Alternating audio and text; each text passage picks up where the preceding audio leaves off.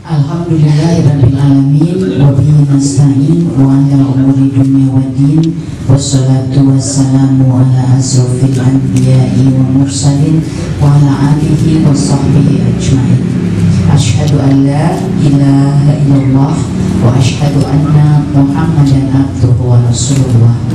Allahumma shalli wa sallim wa barik ala sayyidina Muhammad wa ala ali sayyidina Muhammad. Bismillahirrahmanirrahim. Rabbis rahli sadri wa yassirli amri wahlul 'uqdatam min lisani yafqahu qawli. Amma ba'd. Bismillahirrahmanirrahim. Segala puji hanya bagi Allah Ta'ala. InsyaAllah setiap hari, setiap waktu, dan setiap kali di dalam hidup kita, kita menyengajakan diri untuk senantiasa memuja dan memuji Allah sesering kita bisa, semampu kita, sekuat kita mampu, sehingga usaha kita untuk senantiasa memuja dan memuji Allah Ta'ala adalah bagian dari ikhtiar untuk merendahkan diri di hadapan Allah, sebab hanya zat Allah lah yang pantas, maha pantas menerima pujian. Semoga dengan demikian Allah ridha menjauhkan kita dari sombong, dari ujub, dari riya, dari takabur, sebab menyadari ketiadaan kita di hadapan Allah Ta'ala. InsyaAllah salawat dan salam pada baginda Rasulullah Sallallahu Alaihi Wasallam beserta para istri beliau, seluruh keluarga beliau, para sahabat, para pengikut beliau. InsyaAllah kita berharap, berdoa, berjuang agar senantiasa istiqomah menjadi pengikut Nabi Muhammad Sallallahu Alaihi Wasallam dan berharap atas syafaat beliau dengan ridha Allah Ta'ala di hari akhir nanti, insya Allah.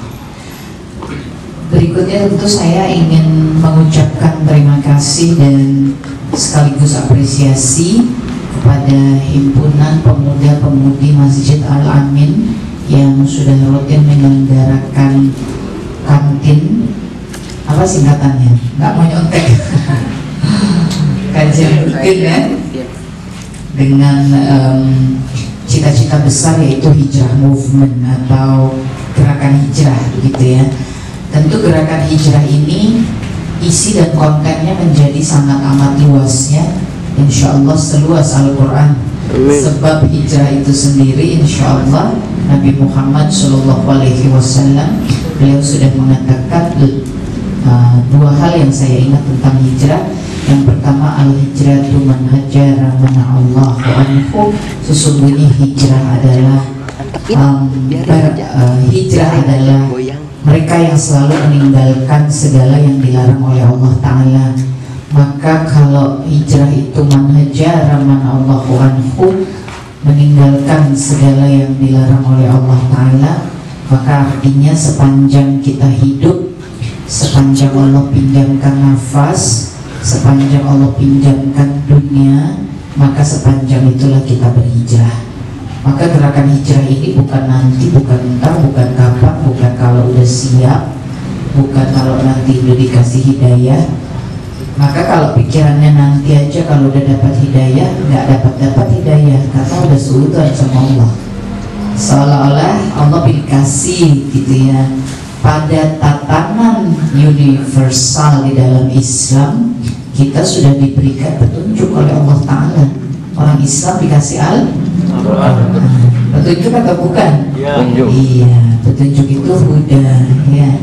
Maka insya Allah kita semua sudah diberi petunjuk oleh Allah Ta'ala, yaitu Al-Quran. Masalahnya yang dikasih petunjuk itu mau gak mempergunakan petunjuknya. Kalau petunjuknya mau digunakan, maka petunjuk itu pada surah Al-Qamar insya Allah sudah dikatakan oleh Allah, sudah aku mudahkan bagi kalian. Tapi mau gak kalian belajar, mau gak kalian nyimak? Sudah dimudahkan oleh Allah Ta'ala. Kenapa kok sudah dimudahkan oleh Allah Ta'ala? Sebab Al-Quran itu kalamnya Allah, dan Allah Ta'ala adalah maha ya. Tapi Allah membuat kita bisa mengerti kalamnya Allah Ta'ala. Maka Allah sudah mudahkan. Padahal Allah, Masya Allah, astagfirullahaladzim, jangan sampai kita mengecilkan Allah Ta'ala. Namanya kalam Allah. Allah ini ada nggak bandingannya? Nggak ada. Tapi Allah mudahkan kita mengerti kalamnya. Bisa belajar Quran, bisa belajar tajwidnya, bisa belajar tahsin, bisa berusaha tartil, ada yang tahfiz, ya kan sudah Allah mudahkan. Padahal itu kalam Allah, milik Allah, yang jamin Allah sampai akhir zaman. Allah yang akan menjaganya. Tapi dengan kasih sayangnya Allah mudahkan sehingga akal-akal manusia yang amat terbatas ini bisa memahami kalamnya Allah. Masya Allah. Oleh karenanya tidak perlu lagi bilang nanti tunggu entar, dan tidak perlu juga bilang nanti tunggu entar di dalam mengajak kepada saudara-saudara kita yang lain, ya.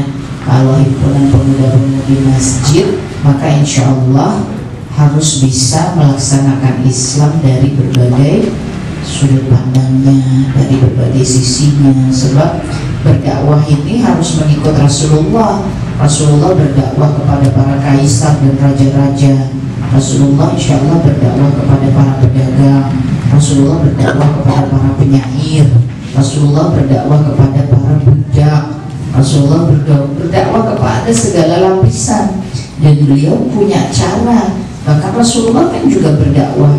Justru masa awal Islam disebarkan, dakwahnya adalah kepada yang tidak menerima Islam, tidak menerimanya, dari mulai level terpesona dengan indahnya Al-Quran tapi tidak mau mengakui, sampai membunuhi siapa saja yang menjadi pengikut Islam. Jadi range-nya itu memang sangat luas. Sementara yang kita hadapi berlapis-lapis, dari mulai yang sudah faham Islam tapi belum mau melaksanakan, sampai yang belum paham Islam tapi sudah Islam, sampai yang belum paham Islam dan belum Islam, ada yang sudah mempelajari Islam tapi bukan Islam. Wah, banyak ini, Masya Allah, range-nya luar biasa.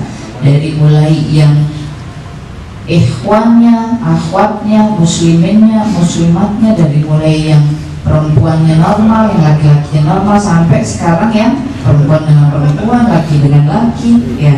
Kalau dulu kita anak-anak muda ini menghadapi tantangan mencegah dirinya berhubungan bebas dengan lawan jenis. Kalau sekarang sama-sama harus mencegah dirinya berhubungan bebas dengan lawan jenis dan sesama jenis. Jadi ini benar-benar tantangannya luar biasa, dan ini dihadapi oleh para nabi dan rasul kita, dihadapi, ya. Jadi kita sudah diberi contoh oleh Allah Ta'ala. Oleh karenanya insya Allah para pemuda-pemudi Islam, nawaitunya adalah selalu menggelorakan hijrah, baik bagi dirinya maupun bagi sekitarnya, bagi lingkungannya dan seluas-luas yang Allah takdirkan. Dan insya Allah harus menjadi generasi muda Islam yang bisa memposisikan dirinya dalam medan dakwah. Harus bisa memposisikan dirinya. Jadi jangan umat yang dituntut untuk jadi seperti apa yang kita mau, tapi kita mesti melihat dulu kondisi keadaan, situasinya seperti apa, lalu kita harus menyikapinya dengan bagaimana. Sandarannya apa? Tentu sandarannya para alim ulama, guru-guru kita, merunut kepada sejarah perjuangan Nabi Muhammad SAW dan para nabi dan rasul. Jadi insya Allah mudah-mudahan aktivitas ini akan didasari oleh semangat kasih sayang, ingin mengajak dan menempatkan diri dengan sebaik-baiknya di dalam persoalan dan keadaan umat hari ini, insya Allah. Kembali lagi tentang petunjuk, bahwa kita sudah diberikan petunjuk oleh Allah, yaitu Al-Quran. Tinggal Al-Qurannya ini mau dipergunakan atau tidak, ya.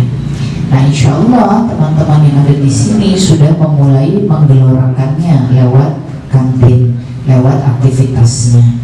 Al-Quran itu sendiri menaungi segala-galanya. Tidak ada yang tidak ternaungi oleh Al-Quran.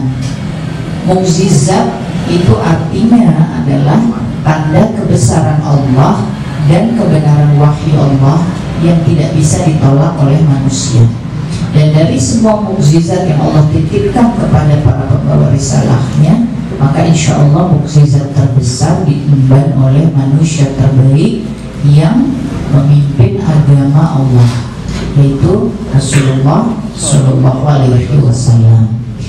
Jadi insya Allah Quran ini solusi bagi segala-galanya, dari mulai mengkaji tafsirnya, mencarikan jalan keluar dari berbagai macam keadaan dan persoalan, sampai obat bagi diri sendiri.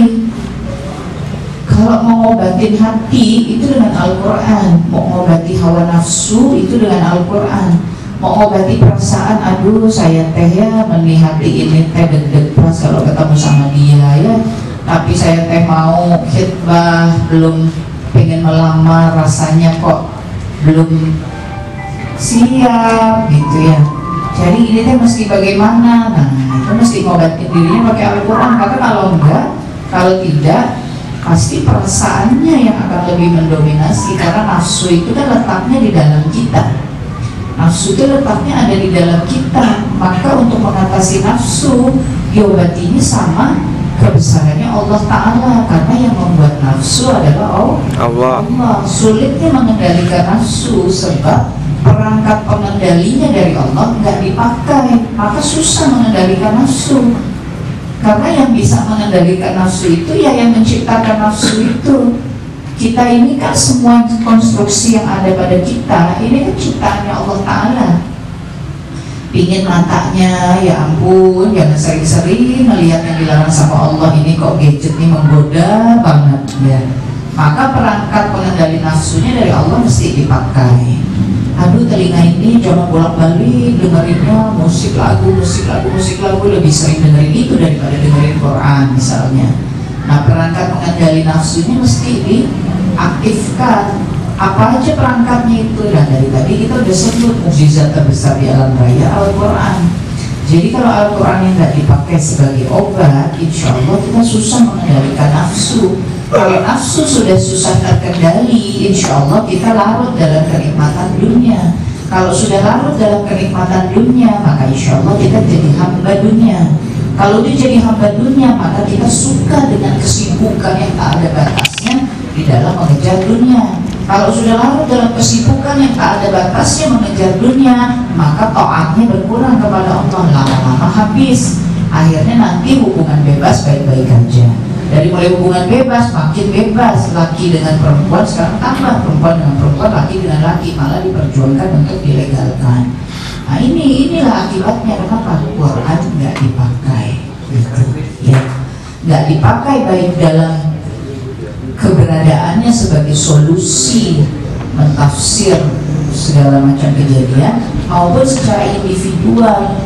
Kan kita muhasabah diri kita masing-masing, termasuk saya muhasabah diri saya juga. Bagaimana ikatan kita dengan Al-Quran, hati-hati jangan sampai kita tergabung dalam himpunan pemuda dan pemudi masjid, kita punya nawaitu syiar, rutin menyelenggarakan kegiatan, rutin bikin bakti sosial, rutin nulis buku dan lain sebagainya, tapi karena kesibukan itu maka tiap hari tidak baca Al-Quran. Ini sama nih, hati-hati sebab di Al-Quran diingatkan barang siapa menginginkan dunia dan perhiasannya, maka Allah akan membalas kerja keras mereka dengan sempurna, tidak dirugikan sedikit pun. Oh kita pingin syiar, kita pingin dakwah, bikin event, bikin acara sampai sibuk. Karena sibuk bikin event syiar Islam, acara dan lain sebagainya, sampai kembali sholatnya pada mepet-mepet waktu, Qurannya nggak sempat lagi dibaca. Maka ini barang siapa ingin dunia dan perhiasannya, Allah balas kerja keras mereka dengan sempurna, tidak dirugikan sedikit pun. Tapi kemudian disambung oleh ayat berikutnya pada surah Hud yang ke-16.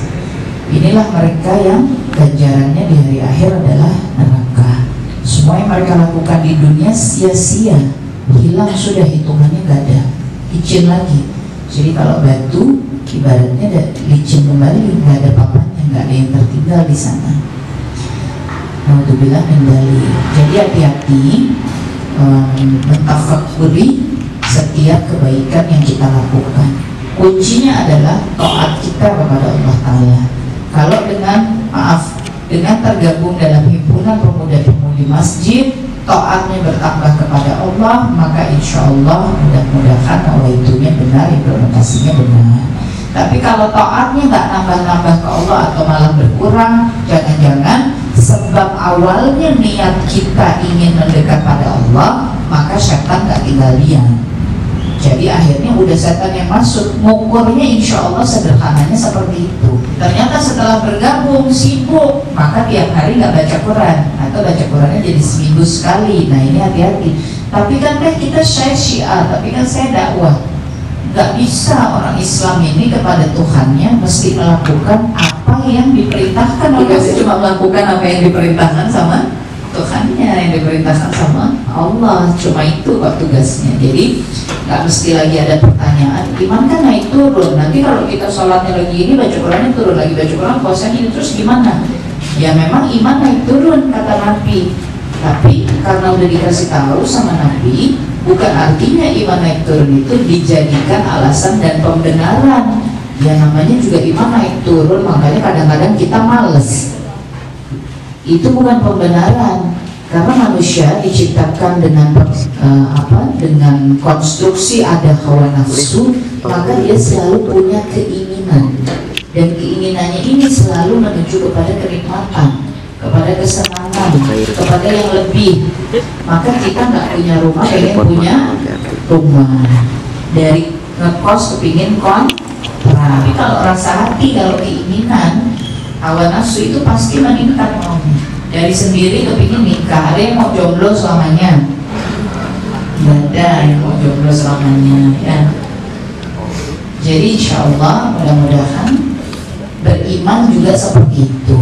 Inginnya iman meningkat terus. Ya terus gimana kalau kita nggak sempat tafakur? Orang Islam nggak sempat tafakur kalau perintah Allah dijalankan. Karena sehari disuruh sholat 5 kali. Belum dikasih macam-macam sholat sunnah lahirnya. Salatnya orang Islam itu yang menghadap kepada kiblat yang diperintahkan Tuhan. Jadi mau kita lagi, saya sekali dakwah lagi di Afrika, lagi di Jepang, lagi di mana, ya pasti nyari gimana kiblatnya ngadep mana. Nggak ada udah waktu di sholat, ya udahlah ngadep mana aja suka-suka hati. Nggak bisa, pasti nyari mana nih kalau di negara ini kiblatnya ngadepnya mana, di negara ini, di kota ini kiblatnya ngadepnya mana. Itu kan menghentikan kita dari segala gonjang-ganjing dunia.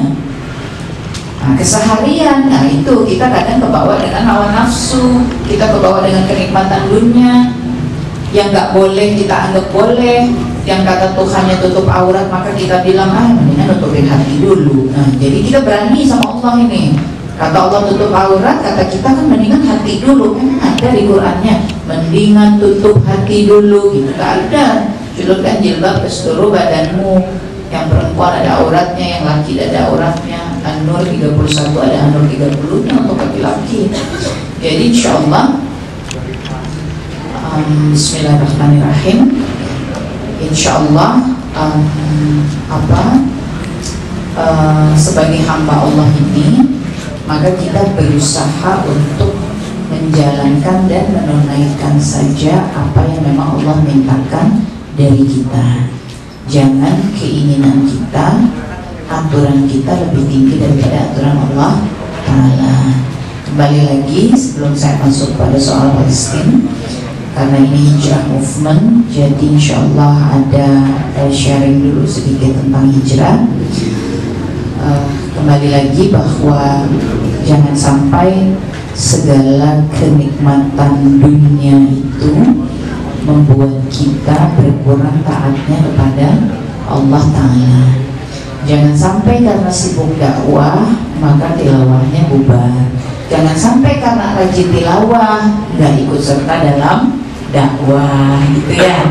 Jangan sampai karena sholat terus maka kemudian energinya kan habis. Saya mah sehari sholatnya selain 5 waktu ditambah lagi 5 waktu lagi yang lainnya. Ada sholat hajat, ada sholat taubat, ada sholat istikharah, ada macam-macam dilakukan. Tapi gara-gara itu saya jadi nggak kuat puasa. Soalnya badannya dipakai terus sholat. Jangan, pokoknya niat kita insya Allah semua perangkat yang Allah berikan pada kita minta kepada Allah agar Allah mudahkan kita menggunakannya.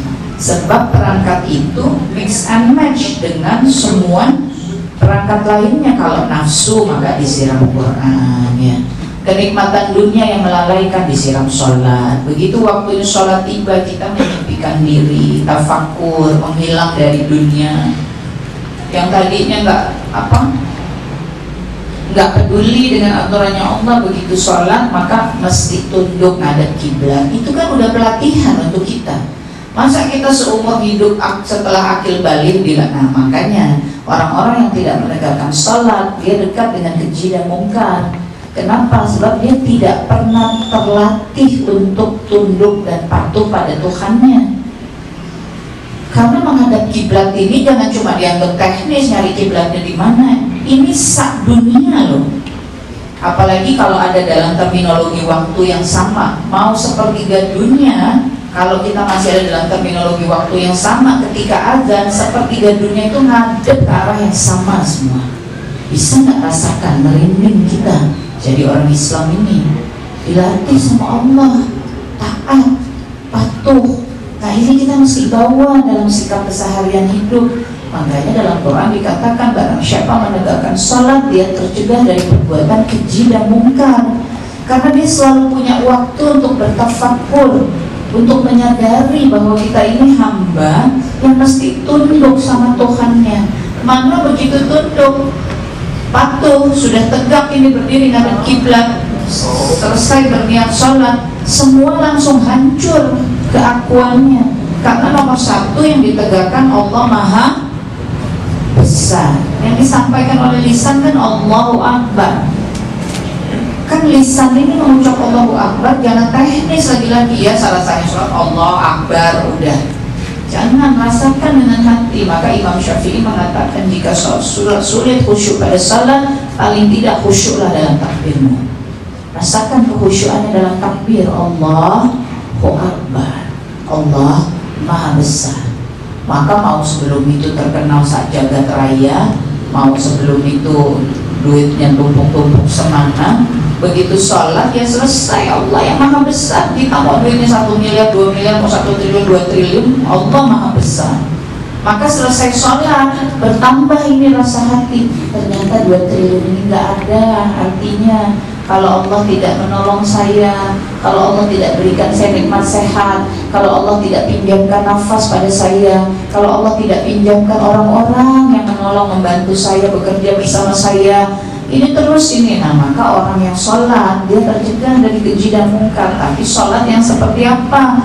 Kalau sholatnya cuma teknis belaka, maka itu maaf. Sekarang kan yang suka menyerang orang Islam ini suka mengatakan Islam ya Islam tapi korupsi gitu, Islam ya Islam tapi zina, tapi maksiat. Itu bukan belum Islam. Karena saya juga sama 20 tahun kemarin saya belum Islam. Saya cuma melabeli saja dengan diri saya dengan Islam. Karena kalau Islam menyerah mukminin, orang-orang yang taat, muslimin, orang-orang yang menyerah kita sama Allah. Kalau udah nyerah sama Allah ya begini ini. Hari Ahad dengerin kajian, selesai kajian warga diajar, adik-adiknya ayo kumpul rame-rame di masjid, lomba warna dan segala macam. Masjid ini kan mesti jadi sentral ya, tapi kemudian ada perbedaan pentafsiran. Maka kemudian Islam diturunkan. Insya Allah kita satu rukun sesungguhnya dalam Samawi ini ya, dengan Yahudi, Nabi Musa, umat Nabi Musa, dan Nasrani umat Nabi Isa, dan kita Islam umat Nabi Muhammad Sallallahu Alaihi Wasallam. Jadi insya Allah hijrah movement ini tolong dari waktu ke waktu, kalau sudah 6 kali para pesertanya dan para penyelenggaranya bikin tolok ukur untuk dirinya sendiri. Jadi ada ukurannya, baik yang menyelenggarakan maupun yang mengikuti. Bikin satu saja sederhana, misalnya Quran. Dari penyelenggaraan pertama sampai yang ke-6, ada nggak diri kita peningkatan ikatannya pada Al-Quran?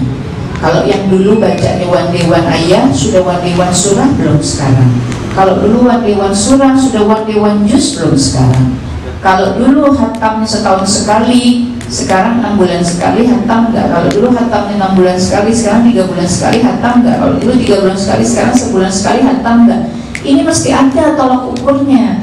Jadi jangan acaranya saja yang menjadi tolak ukur, karena nanti di hari akhir urusan kita sendiri-sendiri.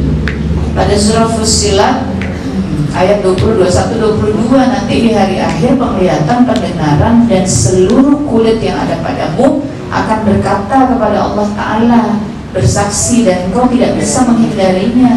Tetapi engkau merasa seolah-olah Allah tidak mengetahui yang engkau lakukan. Ketika engkau diancam api neraka, nanti akan berkata kita kepada kulit, mengapa engkau mengadu kepada Allah? Maka kulit akan menjawab, dari sejak setiap ciptaan diciptakan, Allah sudah membuatnya bisa berkata-kata. Ini berkata semua. Hati-hati. Nah, ini kita masih resapi. Jadi baca Quran, insya Allah tahu arti diresapi. Ya Allah, dan mukminnya akan berkata, ya Allah, saudara-saudara di Palestina yang syuhada akan berkata, akan bersaksi. Yang bersaksi bukan merekanya, darah mereka yang mendapatkan uang sedekah kita akan bersaksi pada Allah Ta'ala bahwa di dalam perjuangan kesyahidan mereka ada kontribusi kita di sana untuk ikut berjuang dengan cara yang kita bisa, gitu ya.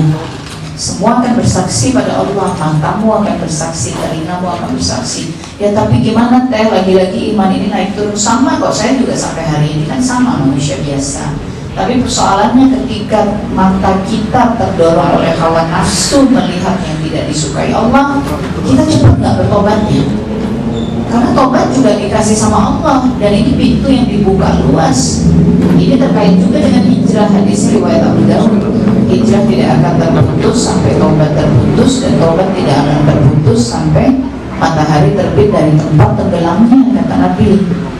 Jadi tobat ini luas, seluas dosa, dan seluas, kan tidak ada dosa yang tidak diampuni oleh Allah kecuali syirik, apabila ketika wafat dia belum bertaubat. Jadi tidak ada dosa yang tidak diampuni sama Allah.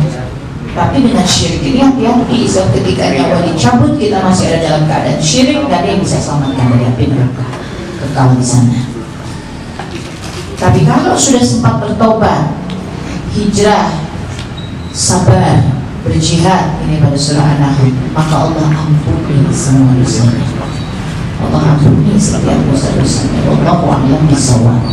Jadi insya Allah taubatnya harus dipakai.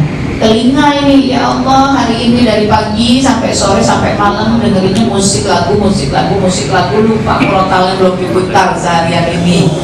Untuk ambil sholat taubatnya ditampun sama Allah, Allah minta ampun, dipakai. Jadi ya saya sering ada jamaah yang bertanya, jadi kayaknya jadi orang Islam repot banget. Jadi orang Islam nggak repot. Apa yang dikasih sama Tuhannya dipakai, dan sebagai ikhtiar kita ingin ke jannah, udah simpel kok Islam. Apa yang dikasih sama Tuhannya dipakai aja. Nah kalau dipakai, kadang suka ada lagi yang tanya, emang bener teh kalau begitu nanti kita jadi orang baik, kita dapat berkah, kita dapat karunia? Gak usah panjang-panjang menggugat Allah. Semua yang kita lakukan sebagai konstruksi ibadah itu semua ada dalam perintah Al-Quran, dan Al-Quran adalah kalamnya Allah. Kalam Allah jangan dilawan. Kalam Allah jangan dilawan. Dampaknya apa teh? Kalam Allah loh. Kok tanya dampaknya apa? Ada tak yang bisa dibandingkan dengan kalam Allah? Jadi kalau Allah sudah berkata sholat, sholat tunaikan. Karena nanti dampaknya itu dari kegaiban perintah Allah itu pada kita. Bagaimana cara sholat menolong kita? Wallahu a'lam bishawab, Allah yang tahu. Tapi kita tunaikan. Kalau dikatakan baca Qurannya, baca udah, baca aja. Nanti dia jadi obat. Orang kalamnya Allah kok kita mau gugat, mau tanya? Pakai akal kita, dikaji dulu secara ilmiah. Pengkajian ilmiah itu akalnya manusia yang ciptakan Allah. Kok mau jadi lebih tinggi dari kalamnya Allah? Kan jadi muter-muter gak jelas gitu ya. Maaf, sekarang kan juga pemikiran liberal ya. Apa yang termaktub itu mesti bisa teruji secara historis, sehingga kadang Al-Quran pun dikatakan kalau yang disampaikan di Al-Quran belum terbukti secara ilmiah, secara historikalnya, maka itu dongeng. Alhamdulillah min dalil. Alhamdulillah min dalil. Berani gitu ya. Mudah-mudahan kita tidak terbawa pada arus tersebut, insya Allah. Baik, itu sekedar sedikit inspirasi tentang hijrah movement, seperti ini kan nantinya hijrah movement. Dan tentu di dalam hijrah ini termasuk, karena Nabi mengatakan selain al-hijrah itu man hajara man Allahu anhu, yang saya ingat lagi adalah hijrah ba'dal fata walakin jihad.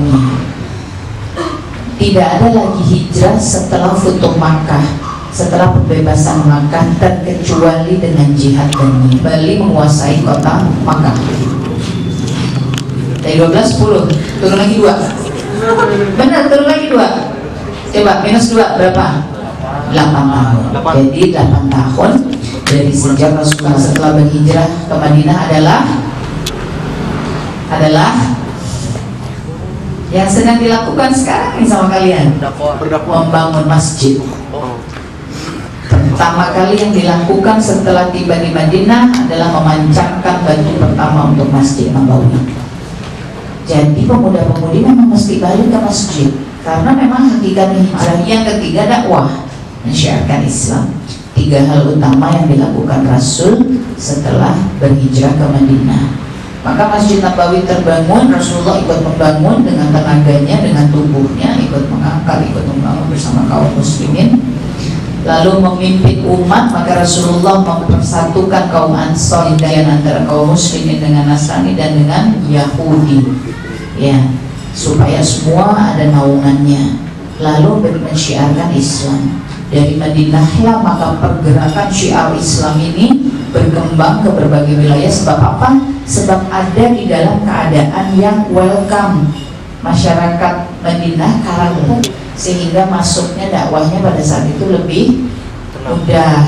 Waktu ada yang sedang berhaji datang ke Makkah, maka di saat itulah kemudian mendengar tentang Islam, lalu datang kepada Rasul, kemudian menyimak, kemudian masuk Islam, membawa pulang dengan perjanjian-perjanjian yang dibuat antar umat.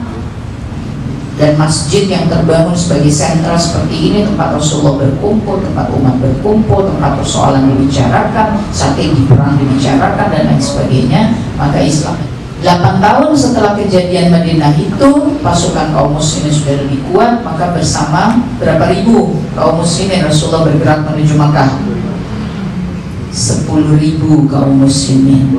Pasukan dibagi menjadi beberapa brigade, masuk dari berbagai wilayah, menempuh harga, urusan teman-teman, lingkungan, sampai urusan Islam. Maka yang hari ini sedang dilakukan adalah berkhidmat kepada urusan Islam. Kenapa urusan Islam?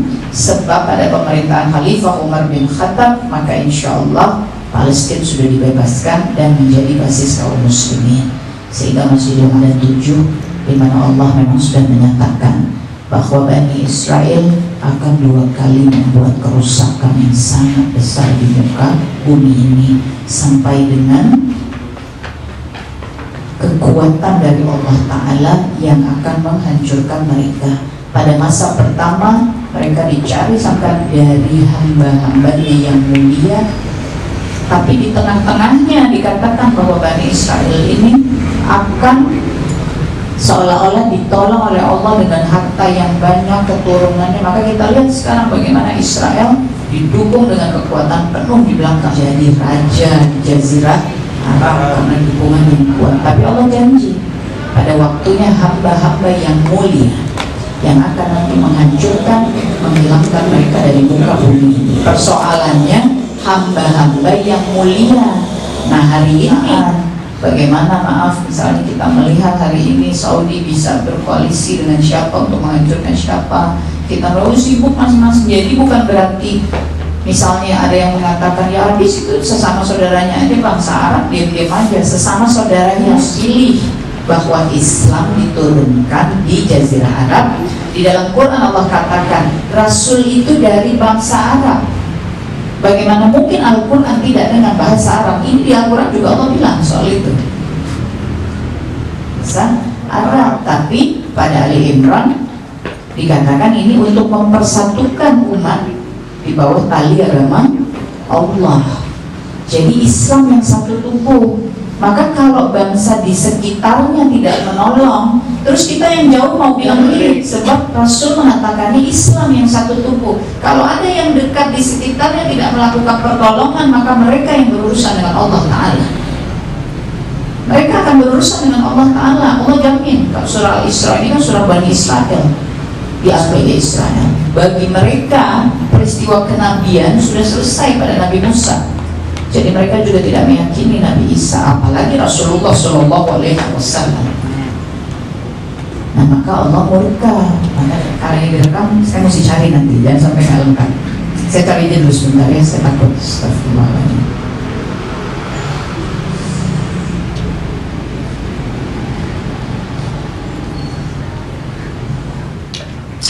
Ali Imran 181. Sesungguhnya Allah itu adalah yang fakir dan kami ini adalah yang kaya. Ya. Pada Al-Maidah 16 Israel ini terlalu berani, ya, maka Allah murka kepadanya. Jadi insya Allah janji Allah adalah pada waktunya, pada kerusakan kedua yang mereka buat di muka bumi ini. Hari ini bagi mereka pernah melanggar perjanjian yang pada saat itu dibuat oleh Rasulullah SAW. Kita pernah mendengar masa di mana mereka dikejar-kejar dan dibunuhi pada masa Hitler. Tadi malam baru dapat kabar lagi dari Hebron, seorang anak perempuan 18 tahun pulang sekolah. Nggak tahu kenapa apa dicurigainya ditembak mati. Ya. Sudah 3 bulan ini hampir 280-300 anak-anak muda seperti kalian, termasuk yang kecil-kecil, 3 tahun, 6 tahun, 9 tahun, terus ditembaki. Sebab Oktober kemarin Intifada 3, perlawanan lagi dari bangsa Palestina yang menggelora, perlawanan yang eskalasinya tinggi dan meningkat sehingga mereka makin represif, tembak di tempat, tembak di tempat, tembak di tempat, tembak di tempat. Bahkan seorang nenek-nenek 70 tahun naik mobil sama cucunya, dianggap pergerakannya mencurigakan, disuruh berhenti, tembak di tempat. Inilah kedoliman yang dilakukan oleh Bani Israel hari ini. Kita bukan bicara Yahudinya, kita bicara tentang kesesatan dari bangsa Yahudi. Sebab dari masa Rasulullah pun Ansor, Muhajirin, Nasrani, Yahudi hidup berdampingan. Ada yang tidak mendolimi kaum muslimin, tapi yang tersesat ini yang hari ini menjadi Zionis, yang didukung oleh kekuatan yang begitu besarnya, yang pernah bersekutu sehingga di abad ke-19 jatuhlah kekuatan Islam. Kita pun introspeksi. Kalau di abad ke-19 kehilafahan jatuh, terakhir adalah khilafah Turki Utsmaniyah, dan itu jatuhnya oleh serangan sekutu yang termasuk di dalamnya ada cikal bakal Israel dan lain sebagainya. Maka untuk kaum muslimin sebetulnya kita pun harus introspeksi bagaimana menyatukan kekuatan kembali untuk juga mengembalikan kejayaan tersebut. Kembali kepada persoalan Zionis Israel, maka janji Al-Quran insya Allah Allah tidak akan ingkar apabila hamba-hamba Allah yang mulia ini memunculkan dirinya. Maka perjalanan kalian seperti ini diantaranya adalah mempercepat ini janji Allah tiba.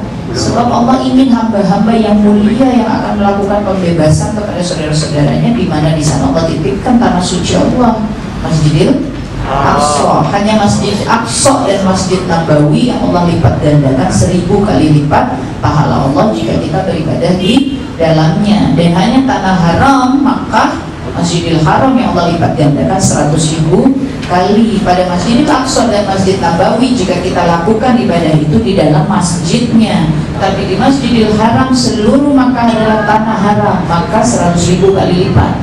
Jadi kalau sempat umrah, kalau sempat haji, nyampe di Mekah udah fokus ibadah. Sebab dimanapun langkah jangan sampai jalan ke sana, jalan ke pasar kesenggol orang ngomel. Nah, jangan sampai melihat orang begitu ngomongin, karena seluruh tanah haram itu 100.000 kali lipat ganjarannya. Ya. Tapi kalau Masjidil Aqsa, Masjid Nabawi, maka barang siapa menginjakkan kaki di sana beribadah 1000 kali lipat Allah berikan.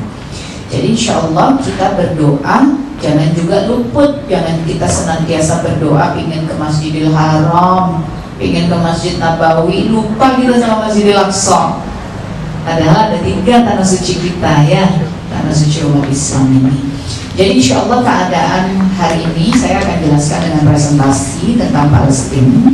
Tapi saya ingin lebih dulu menyampaikan kepada teman-teman, hijrah movement ini tentu di dalamnya adalah Islam yang rahmatan lil alamin. Islam itu rahmatan lil alamin sebab Nabi Muhammad SAW dikirim ke muka bumi ini sebagai rahmat bagi seluruh alam. Kalau Nabi dan Rasul sebelumnya adalah rahmat bagi kaumnya, tapi Nabi Muhammad untuk seluruh alam raya. Sudah Allah tentukan demikian. Maka kalau untuk seluruh alam raya kita mengambil maknawiyah tersebut, maka kita ingin bisa, kalau doa sama Allah, ya Allah izinkanlah, bukakanlah pintunya hamba untuk bisa menegakkan agamamu di seluruh alam raya dimanapun kau inginkan, dimanapun kau mengutus hamba. Kita juga mengkikis ini pikiran-pikiran, perasaan-perasaan. Kita di sini, dekat-dekat sini aja, di Indonesia itu banyak yang masih dibantu, ngapain sih ngurusin yang jauh-jauh? Kan Islam rahmatan lil alamin. Dan Allah memberi amanah itu terserah Allah, bukan terserah kita. Bisa aja di antara teman-teman nanti ada yang dikasih amanah, berdakwahnya, membangunnya, bekerjanya itu misalnya di Afrika, padahal orang Indonesia, padahal di Indonesia juga banyak yang mesti diurus. Kan terserah Allah, karena Islam mesti tegak di seluruh alam raya. Ada nanti misalnya kalau udah ada yang bisa ke Mars, ada yang dikirim sama Allah ke Mars, dakwahnya di Mars, bangun masjid di Mars misalnya, nggak tahu kita. Jadi kalau doa insya Allah dimanapun di seluruh alam raya untuk keperluan tegaknya agamamu ya Allah. Kalau kita diutusnya di Kopo, ya kita tegakkan di Kopo. Kalau kita diutusnya nanti dikirim ke Papua, ya tegakkan di Papua. Kalau kita dikirimnya ke Singapura, kita dikirimnya ke Malaysia, dikirimnya ke Mesir, dikirimnya ke Amerika, atau dari Indonesia dikasih amanah. Nah ini saya merasa dalam 2 tahun ini sedang dibuka terus pintu amanah oleh Allah. Maka dalam setiap ceramah saya, majelis, mengisi acara, forum, seminar, apapun, saya selalu mengajak, ayo kita masuk bareng-bareng, sebab saya nggak mampu sendirian ya. Ini juga nanti saya akan presentasikan. Bagian dari hijrah teman-teman adalah menegakkan Islam rahmatan lil alamin, sehingga kepedulian itu mesti kuat, baik pada sekitar kanan kiri, masjid yang belum selesai terbangun, keadaan sekitar yang terancam oleh sekarang misalnya pergaulan sesama jenis, keadaan terancam oleh pemikiran liberal dan sekuler, keadaan yang terancam misalnya ekonomi yang makin merosot. Teman-teman mesti peduli. Tapi itu bukan alasan untuk tidak peduli bahwa hari ini sekutu habis membombardir Suriah. Itu bukan lagi sebuah alasan bahwa kita tidak peduli 68 tahun Palestina dijajah dan belum juga bisa merdeka sampai hari ini. Padahal kaum muslim hari ini jumlahnya 1,8 miliar. Berapa jumlahnya manusia di dalam Israel? Berapa jumlahnya? Sementara kaum muslim 1,8 miliar. Kaum muslim yang terus menerus setiap waktu, setiap saat berdatangan ke Masjidil Haram, ke Masjid Nabawi. Gimana Masjidil Aqsa-nya?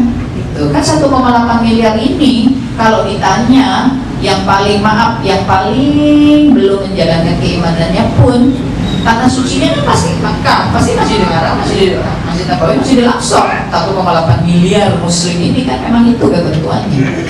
Tapi Masjidil Aqsa sampai hari ini belum bisa terbebaskan.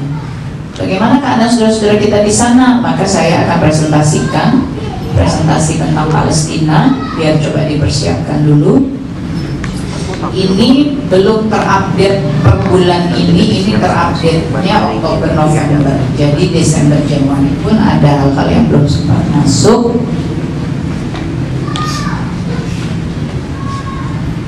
Biar disiapkan oleh kawan-kawan.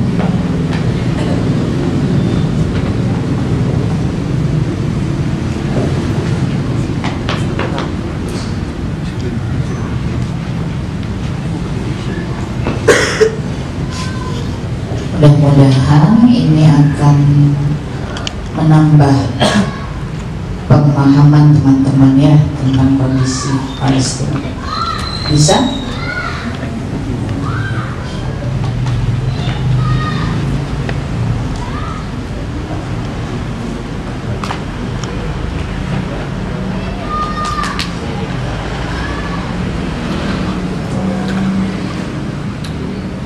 masih dipersiapkan.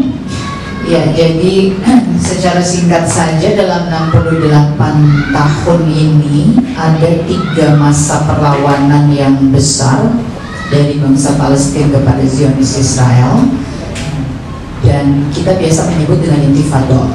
Intifado 1, 2, dan intifado. Di intifado ini biasanya penggeraknya generasi muda kayak kalian.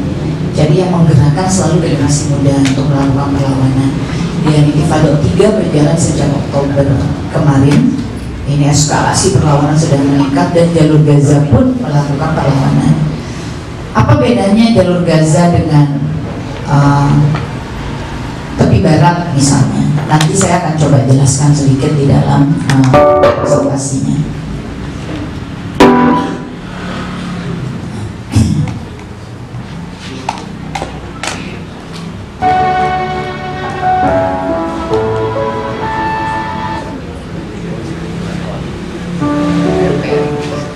Untuk merefresh teman-teman, kita hari ini kenal Palestina, kenal jalur Gaza, dan kenal tepi barat.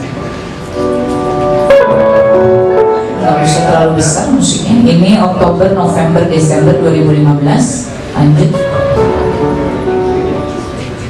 Saya jelaskan sedikit wilayah yang disebut Allah di dalam Al-Quran, yaitu Bumi Syams.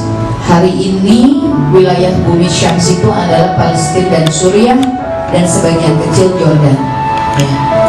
Dan ini sehingga akhirnya diluncurkanlah dalam tanda kutip sebuah negara yang disebut Israel, yang berada di bawah oleh kekuatan besar di belakangnya. Akhirnya makin mengerucut kondisi Palestina. Hari ini 2016, titik-titik hijau itu sudah jauh lebih sedikit, sehingga wilayah yang disebut Palestina hari ini sebetulnya telah menjadi wilayah yang disebut Israel. Titik-titik hijau yang kecil-kecil di sana, di tengah-tengah, yang putih seluruhnya itu adalah Israel hari ini. Titik-titik hijau itu masuk di dalamnya, maka itu yang disebut tepi barat, yang kita sering dengar West Bank atau tepi barat.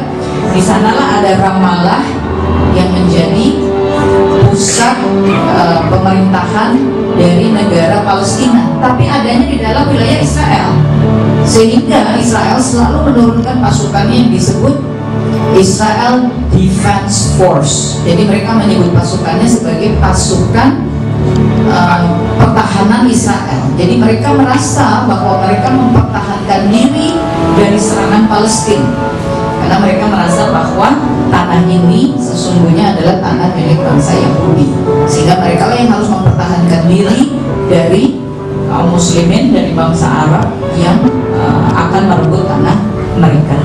Jadi titik-titik hijau yang ada di dalam titik putih itulah yang kita sebut hari ini sebagai West Bank, sebagai tepi barat. Di sana ada kota Yerusalem yang sebetulnya itu pusat kota Palestina, sebetulnya itu ibu kotanya, tetapi tidak bisa sebab harus status quo karena Israel tidak mau menyerahkan Yerusalem, sehingga sekarang dipusatkan di Ramallah. Lalu mana jalur Gaza? Nah, tarik mundur, ujung hijau yang kecil di pojok, itulah jalur Gaza. Jalur Gaza adalah wilayah yang bertahan dan melakukan perlawanan secara militer. Jadi mereka tidak mau lagi melakukan perlawanan secara demokratis, secara dialog. Kalau West Bank nggak bisa mereka melakukan perlawanan secara militer, karena dia presiden Palestina keluar masuknya lewat bandara Tel Aviv, karena adanya di dalam Israel, gitu, ya. Walaupun kita harus mendukung perjuangan saudara-saudara kita di sana, karena Masjid Al-Aqsa adanya di sana, di titik-titik hijau itu, bukan di jalur Gaza. Nah, jalur Gaza ini sebab mereka melakukan perlawanan secara militer, maka diblokade total oleh Israel. Nggak ada jalan keluar, ditutup total dengan tembok raksasa, maka disebut sebagai penjara terbesar di muka bumi, karena dikurung oleh tembok raksasa yang begitu tinggi. Nggak ada jalan keluar, nggak ada jalan masuk. Semua jalan keluar harus lewat Israel. Itu perbatasannya namanya Ezra, dan perbatasan Ezra ini dijaga oleh pasukan tempur. Di perbatasan itulah saudara-saudara kita yang akan melintas karena sakit, karena harus sekolah, karena harus ini, karena harus itu, yang seringkali ditembaki oleh pasukan Israel. Kalau mau melintas lewat checkpoint, diperiksanya biarpun dalam keadaan terbuka begini, ditelanjangi. Kalau menolak, tembak mati di tempat. Tidak perempuan, tidak laki-laki, tidak orang tua. Ya. Inilah keadaannya jalur Gaza sampai hari ini di blokade. Mereka punya jalan keluar dari arah ujung kiri menuju negara Mesir. Jadi selama ini keluarnya lewat perbatasan yang kita sebut sebagai perbatasan Rafah. Itu masuk keluarnya adalah lewat Mesir. Kayak kita berbatasan dengan Malaysia. Ada wilayah kita yang berbatasan dengan Malaysia. Ini berbatasan dengan Mesir. Dan kabar baiknya, jihadnya saudara-saudara kita di Gaza semakin lengkap, sebab Mesir sejak pemerintahan Asisi sudah melakukan perjanjian damai dengan Israel.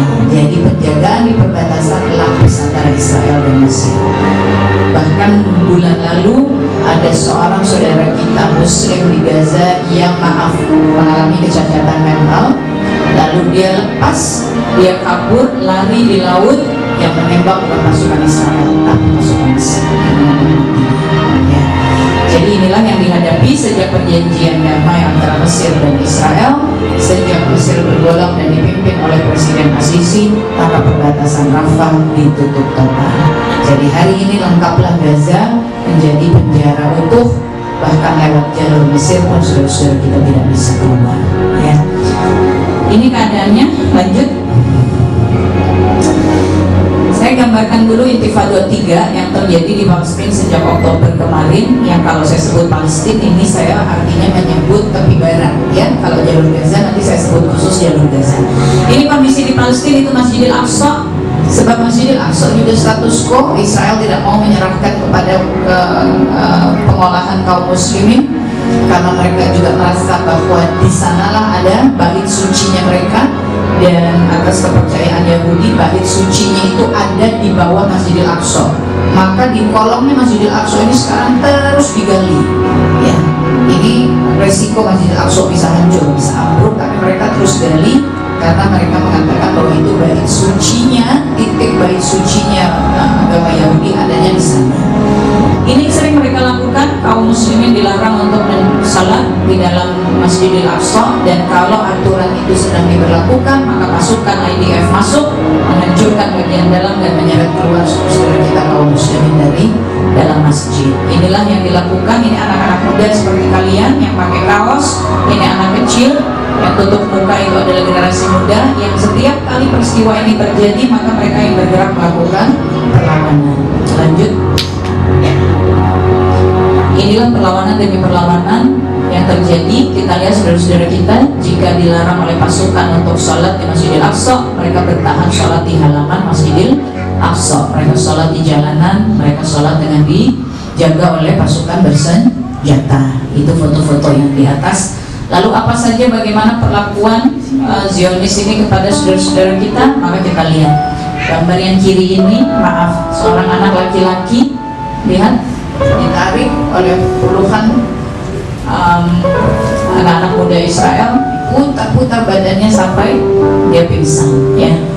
Lalu itu, ini anak-anak muda semua, ini generasi muda semua yang menggerakkan. Ini anak perempuan ditahan oleh pasukan Israel, ditutup matanya, mereka foto-foto seperti itu. Ini anak kecil usia 12 tahun melawan kepada pasukan Israel. Foto yang bawah kita lihat, pemuda tidak pakai senjata, cuma duduk di kursi menghalangi pasukan untuk masuk ke Masjidil Aqsa. Inilah semangat perjuangan saudara-saudara kita di Palestina. Lanjut. Perlawanan selalu dilakukan dengan ketapel dan batu. Itulah lambang perlawanan pemuda Palestina, dengan ketapel dan batu. Mereka biasanya bekerja sama. Yang perempuan biasanya tugasnya ngumpulin batu, yang laki-laki men-set-up ketapelnya. Jadi pasukan bersenjata lengkap dihadapi dengan ketapel dan batu dan takbir Allahu Akbar. Tapi yang luar biasanya, sebab juga memang Zionis Israel atau bangsa Yahudi yang hari ini ada di Israel juga tidak mengakui Nasrani. Maka ini antara kaum muslimin dan Nasrani di dalam Palestina ini, kalau sedang intifada mereka bersatu untuk melakukan perlawanan. Penggerak utamanya adalah generasi muda muslim. Kita lihat foto yang di bawah. Ini pasukan, ini sebetulnya fotonya banyak, tapi saya masukkan satu saja karena di depan anak muda yang bermain bola itu adalah tank-tank baja lengkap Israel. Dia ingin menunjukkan pada dunia bahwa kami melakukan perlawanan dengan sukacita, maka lambangnya sambil main bola, gitu ya. Ini luar biasa memang keberanian anak-anak muda ya Palestina. Lanjut. Ini anak-anak perempuan, kaum perempuan yang saya sampaikan tadi. Ini para perempuan Palestina yang juga turun ke jalan. Ini kita lihat, ini gerakan mahasiswa para pemuda Palestina, perempuan laki-laki yang turun ke jalan untuk terus mengajak generasi muda lainnya ikut melakukan perlawanan atau Intifada 3. Apa yang mereka hadapi? Kita lihat gambar berikutnya. Inilah satu persatu di setiap titik, di setiap keadaan mereka ditembak mati ya. Tapi mereka mati dalam keadaan menegakkan syahadat. Rata-rata baik di jalur Gaza maupun Palestina, setiap jenazah wafat dengan jari menunjuk satu ya. Lanjut. Tidak hanya anak-anak muda laki-laki, tapi juga perempuan, darah tertumpah. Dan ini kejadian sehari-hari. Dan beginilah Zionis habis membunuh anak perempuan, mereka berdiri sambil minum-minum ya. Ini buat mereka normal ya, buat mereka ini normal.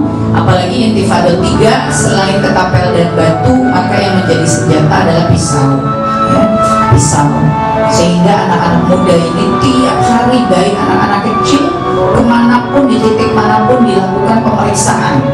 Tasnya bahkan yang berjilbab diminta membuka, nggak mau, tembak mati di tempat. Maka ini berjilbab karena dicurigai bahwa mereka membawa pisau untuk melakukan perlawanan sebab Intifada 3 sedang bergolak. Lanjut. Ini anak-anak perempuan yang ditembak. Ini perlawanan kaum perempuan di sana. Itu kaum perempuan aktivis Palestina yang menjaga Masjidil Aqsa. Ini kaum ibu yang melakukan perlawanan bahkan dengan sendal memukuli tentara. Dan itu kasus khusus. Kalau yang aktif di sosial media, yang paling di sebelah sana ada tulisan kecilnya, itu tulisan duka cita dari dunia sebab anak perempuan berusia 20 tahun tersebut ditembak mati dengan dicurigai membawa pisau. Setelah diperiksa ternyata kacamata, tapi sudah mati. Begitulah caranya Israel, Zionis Israel. Anak ini yang terduduk dengan kaki berdarah-darah sudah meninggal, usianya 17 tahun, yang nembak sepasukan polisi Israel, termasuk polisi tak berseragam, karena juga dicurigai membawa pisau. Pokoknya dicurigai, tidak mau diperiksa. Kalau perempuan biasanya dibuka semua, kalau nggak mau maka ditembak mati. Banyak yang bertahan tidak mau membuka jilbabnya, tidak mau membuka pakaiannya. Tapi saya punya video-videonya yang terpaksa duduk, jongkok di bawah, jaketnya, bajunya lapis satu persatu terpaksa dibuka. Nah inilah kekejian yang dihadapi terus-menerus oleh saudara-saudara kita di Palestina. Lanjut. Anak-anak, inilah kondisi anak-anak di Palestina. Di Palestina ada penjara khusus anak-anak. Hari ini ada sekitar 700 anak Palestina yang di Israel. Ada penjara khusus anak-anak. Sampai hari ini ada sekitar 700 anak-anak. Anak-anak ini anak-anak, termasuk umur 3 tahun, termasuk umur 6 tahun. Pokoknya kalau ikut dalam gerakan perlawanan, ya, maupun orang tuanya yang membawa uang demi. Jadi seperti itu kita melihat itu anak perempuan yang sedang dipaksa ditarik, diambil dari ayahnya. Itu anak-anak yang ditahan. Itu seorang anak kecil yang ikut turun melakukan perlawanan, melempari batu.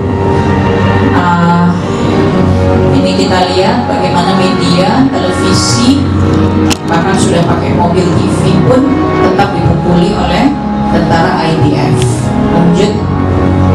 Petugas kesehatan, karena titik-titik hijau tadi ada di dalam Israel, jadi Palestina atau West Bank pun punya rumah sakit dan lain sebagainya. Dan lanjut. Dan jangan lupakan Gaza. Sekarang kita lihat Gaza. Sebab Gaza diblokade, maka Israel bisa punya kekuatan penuh jika selama 3 tahun Rasul kesusahan makanan, Rasul kesusahan bahan makanan, uang dan lain sebagainya. Bahkan Umi Khadijah pernah menyusui anaknya dan keluar darah. Rasul pernah diblokade sama dia 10 tahun, sebab Nabi kita pun 3 tahun pernah mengalami itu ya. 10 tahun sudah mereka diblokade. Karena mereka diblokade, maka mereka maaf bagaikan tikus yang ada di perangkapnya.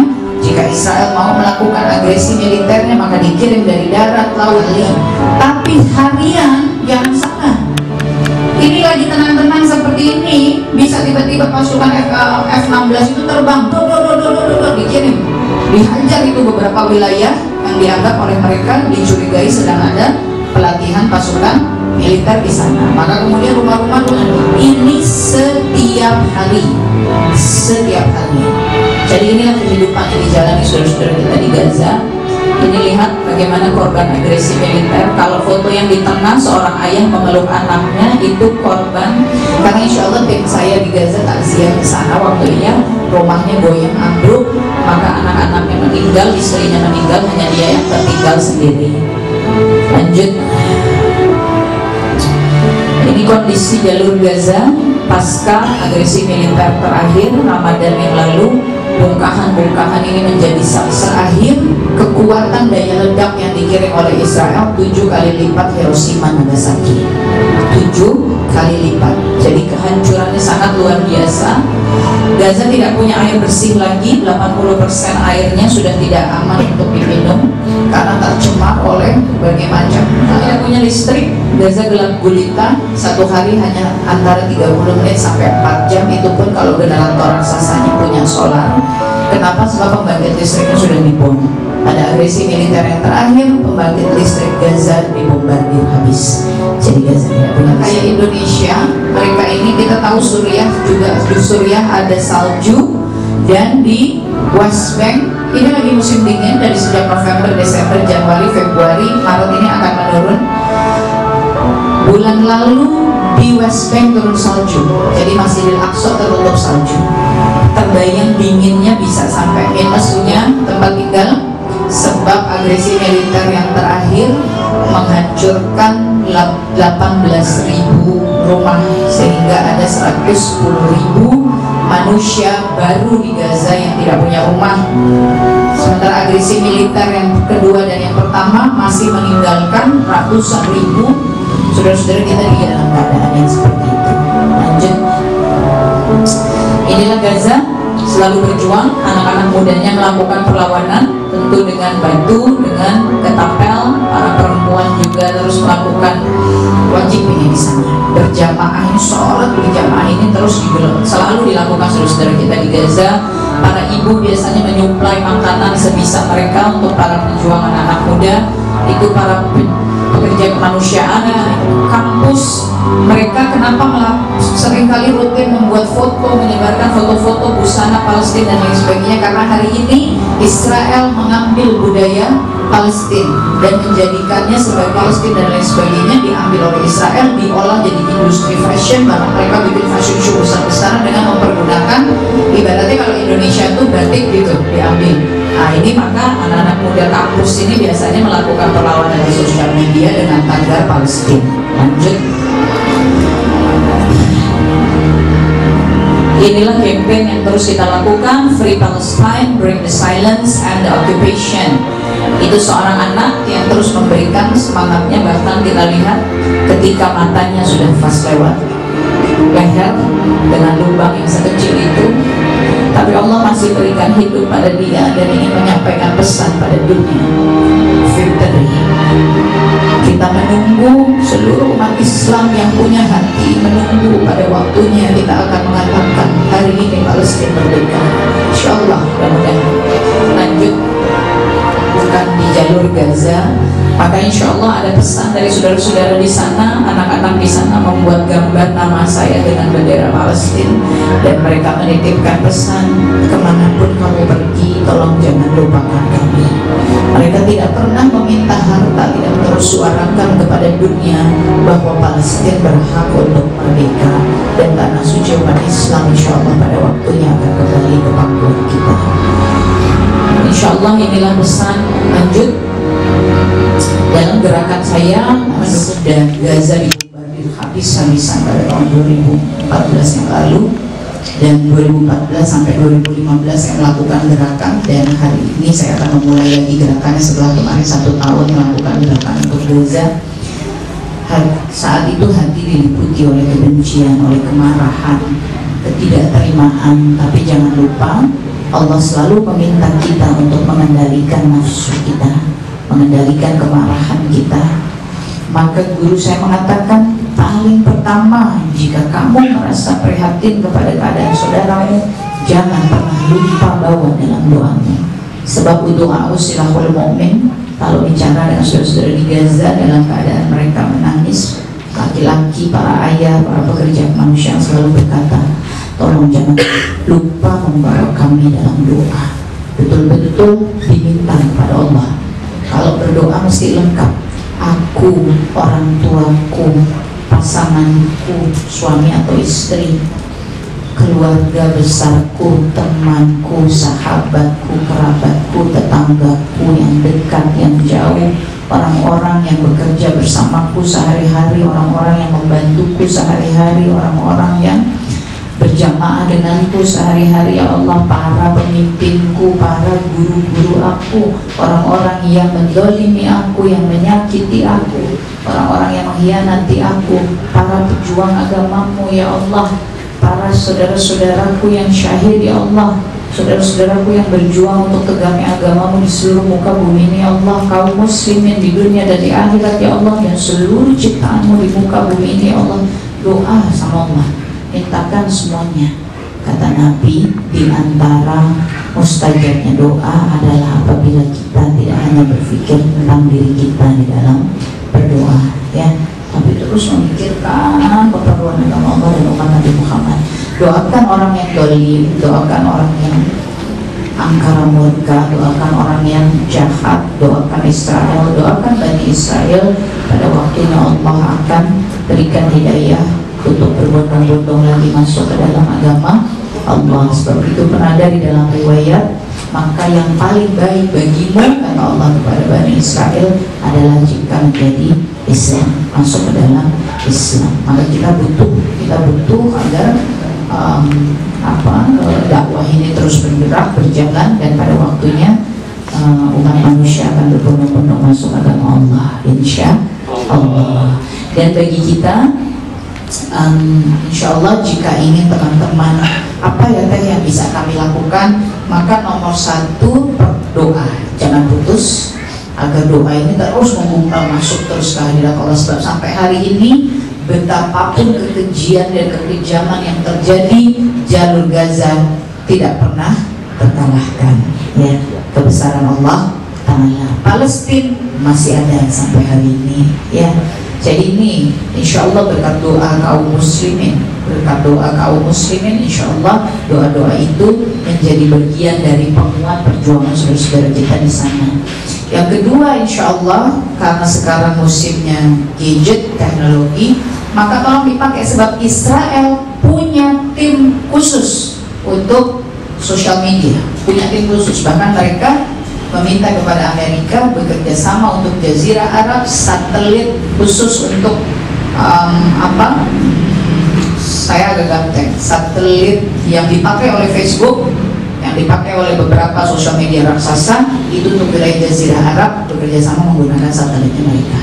Gunanya apa? Mereka mau kontrol, karena waktu mereka melakukan agresi dan mereka akan membombardir wilayah tertentu, mereka menjustifikasi dalam tatanan hukum perang internasional dengan mengatakan sebelum melakukan bombardir, mereka melakukan pemberitahuan. Dan ini menyebarkannya mereka lewat SMS blast, lewat email blast. Ini dilakukan oleh mereka. Jadi mereka biasanya menyebarkan blast mengatakan kosongkan wilayah A misalnya. Artinya itu kode bahwa mereka akan melakukan penyerangan di sana. Kosongkan wilayah A, tapi SMS yang baru diterima 3 menit itu ada datang. Itu sekedar justifikasi mereka kepada dunia internasional bahwa tatanan hukum perang sudah mereka lakukan. Tapi jangka waktunya, ini saksi dari saudara-saudara di Gaza, di Palestina, biasanya 3 menit. 3 menit sudah kosongkan wilayah, gimana cara kosongkannya? Maka agresi militer kemarin 2.600 saudara-saudara kita sipil di Gaza yang meninggal dunia, dan 60% adalah perempuan dan anak-anak. Perempuan dan anak-anak ini sasaran karena mereka mau mematikan generasi. Maka sasaran utamanya adalah anak-anak muda, lalu anak-anak, oleh karenanya ada penjara anak-anak, perempuan dan perempuan hamil. Ini untuk mematikan generasi. Jadi Masya Allah, pada masa agresi kemarin, sebab tim saya di dalam Gaza diantaranya juga para dokter dari Rumah Sakit Al-Shifa, mereka seringkali berjuang untuk menyelamatkan janin dari jenazah para ibu agar janin itu bisa lahir dengan selamat walaupun ibunya sudah wafat. Dan kebesaran Allah, ada beberapa bayi yang keluar dalam keadaan secara medis dinyatakan meninggal, 3-4 jam kemudian mereka menangis hidup. Ini saksi nyata ya, luar biasa. Dengan kebesaran Allah ini nggak bisa dicegah dengan hukum juga. Baik, itu yang kedua. Jadi teman-teman bisa aktif di sosial media, bisa terus ikuti akun-akun saudara-saudara kita di Palestina. Di antaranya kalau mau rutin itu ada Said Sohib, itu salah satu pejuang sosial media dari jalur Gaza. Atau gini, masuk ke akun saya LPG Melantis, lalu search di sana.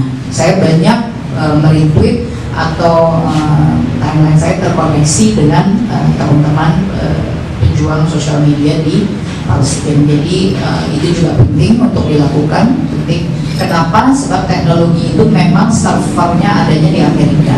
Tapi kalau kita nggak pakai untuk keperluan kita, malah kita rugi 2 kali. Jadi dipakai untuk keperluan perjuangan kita.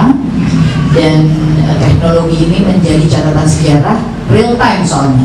Jadi ketika kemarin bombardir di jalur Gaza, maka para pejuangnya itu dalam keadaan buar di sebelah kanannya bom meledak, mereka kirimkan berita. Bahkan ada yang kirimkan berita mati mereka setelah itu karena terkena bom. Tapi mereka terus mau kabarkan pada dia.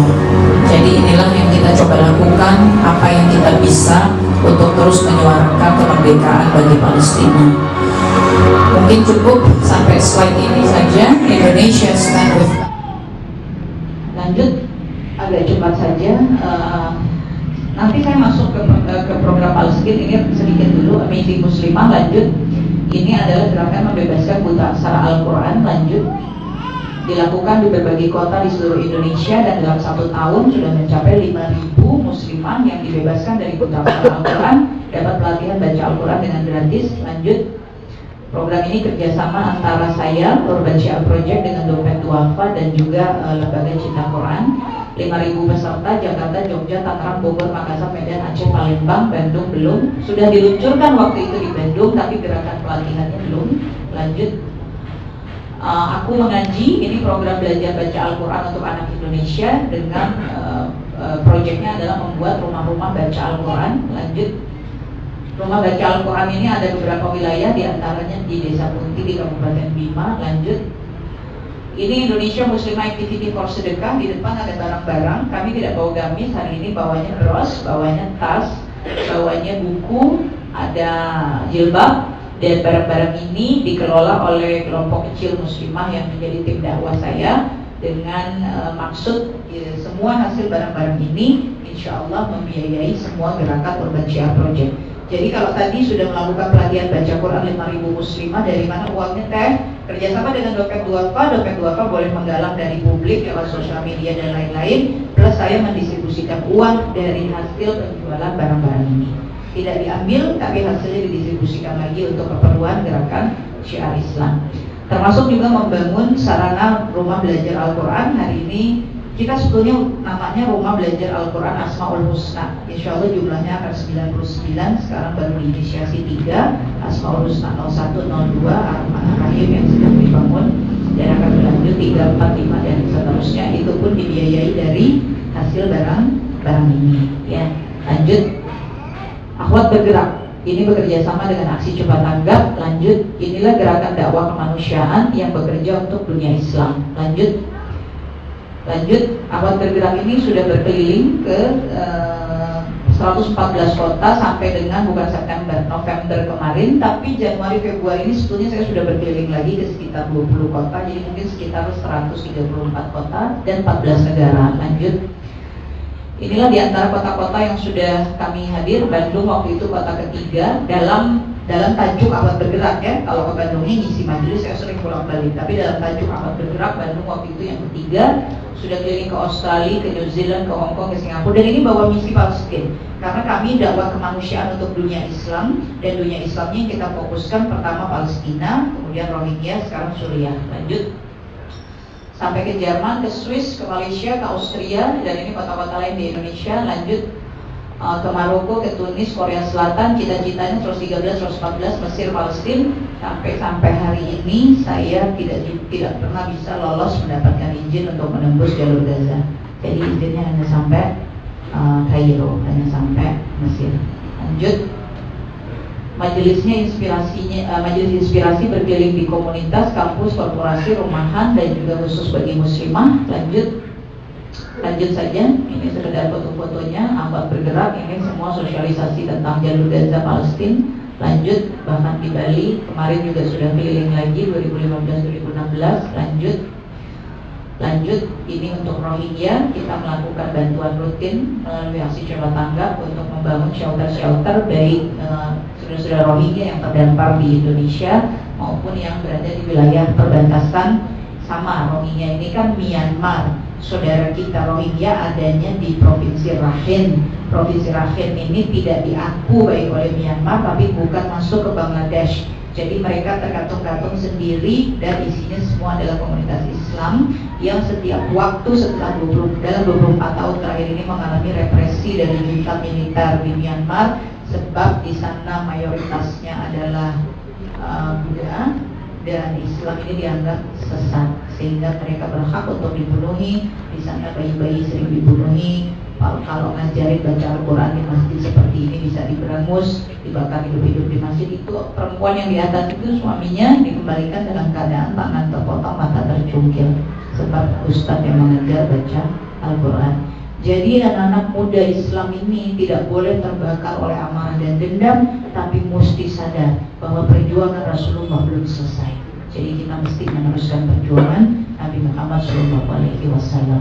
Lanjut, ini untuk Gaza. Lanjut, kita bangun sekolah untuk anak-anak cacat, walaupun dalam kondisi sulit, walaupun kita mesti ngambil bahan dari Israel, sebab perbatasan Mesir ditutup, tapi kita berjuang. Dalam 7 bulan kemarin, akhirnya sekolahnya bisa terbangun, dan sekolah ini dikhususkan bagi anak-anak cacat di jalur Gaza. Sebab agresi militer yang terakhir 51 hari, di hari ke-50 mungkin udah kehabisan sasaran. Jadi yang disasar di hari ke-50 selain rumah sakit, klinik-klinik, juga sentra di mana ada orang-orang cacat habis dibom oleh Israel. Lanjut.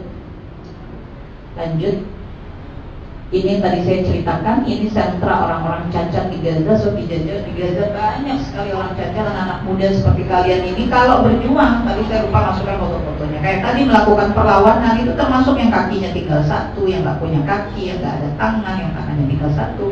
Sebab hari-hari dibombardir, jadi hilang kaki, hilang tangan, hilang mata. Itu bagi mereka sesuatu yang dalam tanda kutip terjadi dalam kesehariannya. Bahkan para perempuan di sana banyak yang memiliki visi ingin menikah dengan yang cacat, yang sudah tidak lengkap. Kenapa? Sebab mereka merasa bahwa sebagian tubuh para calon suaminya sudah ada di jannah, sudah ada di surganya Allah. Jadi mereka bahagia kalau bisa menikah dengan anak-anak muda yang sudah nggak ada kakinya, nggak ada tangannya, gitu ya. Masya Allah, luar biasa memang di sana ini. Lanjut. Ini kondisinya sentra orang cacat setelah dibombardir oleh Israel. Di dalam sentra orang cacat ini ada sekolah anak cacat. Lanjut, ini sekolah anak cacat yang dibom. Kita lihat kursi-kursi roda anak-anak cacat ini. Terbayang bagaimana mereka menghadapi bombardir Israel. Lanjut, inilah proses pengerjaan ketika kita bangun sekolah di wilayah bekas pemboman yang kita bersihkan. Lanjut, kita bekerja sama dengan anak-anak muda juga di Gaza yang tergabung dalam gerakan yang disebut Save Gaza Project, dipimpin oleh Dr. Basel Abu Wardah. Nanti masuk di akun Twitternya @baselabuwardah. Lalu isinya ada anak-anak muda, ada para dokter, ada mahasiswa, ada insinyur, ada desainer dan lain sebagainya yang mereka bergabung ingin ikut membantu melakukan rekonstruksi Gaza kembali. Nah, itu tim Korban Syiar Project jika di dalam Gaza maka berkolaborasi dengan Save Gaza Project. Lanjut, ini proses pembangunan. Lanjut, akhirnya terbangun sekolah ini, alhamdulillah berkat dana sedekah dari para jamaah. Keliling-keliling, saya nggak pernah pulang. Jadi Mbak Toyib, bukan Bang Toyib, Mbak Toyib nggak pulang-pulang, geret-geret barang-barang ini keliling ke seluruh Indonesia dan seluruh dunia demi supaya sekolahan ini bisa terbangun. Ya, insya Allah sekolahannya sudah terbangun, alhamdulillah. Lanjut, bisa diisi lengkap dengan fasilitas, punya lapangan olahraga. Lanjut, bahkan bisa pakai solar panel, belinya ya dari Israel. Kenapa solar panel? Karena nggak ada listrik, dan ini untuk anak-anak cacat. Terlalu beresiko kalau mengandalkan listrik yang tidak pasti setiap harinya. Karena Gaza kadang 24 jam, 28 jam, 32 jam nggak ada listrik. Sudah, orang-orang nggak bisa ngapa-ngapain gitu ya. Maka kami berusaha membeli solar panel. Ini agak lama prosesnya, bisa sampai stuck sampai 2,5 bulan, sampai akhirnya diizinkan masuk lewat perbatasan dari Israel. Lanjut. Ini ketika peluncuran, mereka membuat surprise, kejutan. Warga Gaza berkumpul pakai tenda di lapangan karena ingin mengucapkan terima kasih kepada jamaah Majelis Inspirasi Korban Syiar Project yang sudah membangunkan sekolah ini. Lanjut. Itu tulisannya di atas, Dear Umi Peggy and jamaah Majelis Inspirasi, thank you to build our school. Itu anak-anak cacat yang hari ini sejak Oktober sudah bersekolah di sekolah tersebut, insya Allah. Lanjut. Ini kita melakukan Skype. Jadi kayak begini waktu itu dengan jamaah. Lalu kita lakukan sambungan ke sana. Mereka dari seminggu 2 minggu sebelumnya sudah standby solar, cari solar, sehingga karena kita beda waktu 5 jam, kita di sini waktu itu kita jam 4 sore, mereka jam 11 pagi. Kita melakukan sambungan dengan Skype dan bisa berbicara dengan saudara-saudara kita di sana. Masya Allah, waktu itu sangat mengharukan. Lanjut, kita juga menggalang dana bantuan internasional lewat sosial media, dan hasilnya dipakai untuk kursi-kursi roda ini bagi hampir 200 anak-anak cacat di sana. Lanjut, kita juga membantu kaum perempuan dan anak-anak dan bayinya. Lanjut, ini sedekah persalinan, membantu para ibu dan bayinya. Lanjut, yang sampai hari ini jumlahnya sudah 980 ibu dan bayinya. Karena kita bantu ibunya, kita bantu bayinya. Ini maternity support, itu para dokter dari Rumah Sakit Ashifa. Ini dukungan untuk para ibu yang baru melahirkan dan yang memiliki bayi serta anak-anak balita. Kita mensuplai kebutuhan pasca persalinan untuk selama 3 bulan pertama. Lanjut, ini yang keluarganya bisa juga mengambil bantuan di posko kita di sana. Lanjut, di Gaza. Ini poskonya Save Gaza Project sebetulnya ya, tapi bekerja untuk kita, untuk kami. Lanjut, itu barang-barang bantunya. Korban, kita juga kemarin 2015 korban di jalur Gaza, distribusikan daging sapi untuk keluarga tidak mampu di Gaza. Lanjut, ada beberapa yang belum sempat dimasukkan di presentasi. Di musim dingin ini kita juga melakukan bantuan. Kita membantu sekitar 100 keluarga di Gaza yang rumahnya hancur-hancuran bekas keboman Israel. Kita kasih bantuan nilon, plastik nilon kuat untuk mengcover rumahnya sehingga tertutup rumah yang hancur itu. Lalu kita sediakan bahan makanan untuk 1 bulan pertama musim dingin yang lalu. Dan insya Allah kita juga memberikan bantuan beasiswa, dan sampai hari ini sudah ada 1, 2, 3, 4 beasiswa yang kita berikan. 3 diantaranya para dokter muda, sebab di dalam Gaza tidak ada sekolah spesialis. Jadi kalau mau punya dokter spesialis yang hari ini sangat terbatas di Gaza, maka mereka mesti bisa diperjuangkan keluar dari Gaza. Biasanya sekolahnya di Jerman yang terdekat, karena kurikulum kedokterannya Gaza itu dekatnya dengan Eropa. Kalau dengan Indonesia biasanya itu lebih kepada kurikulum yang berbasis Islam.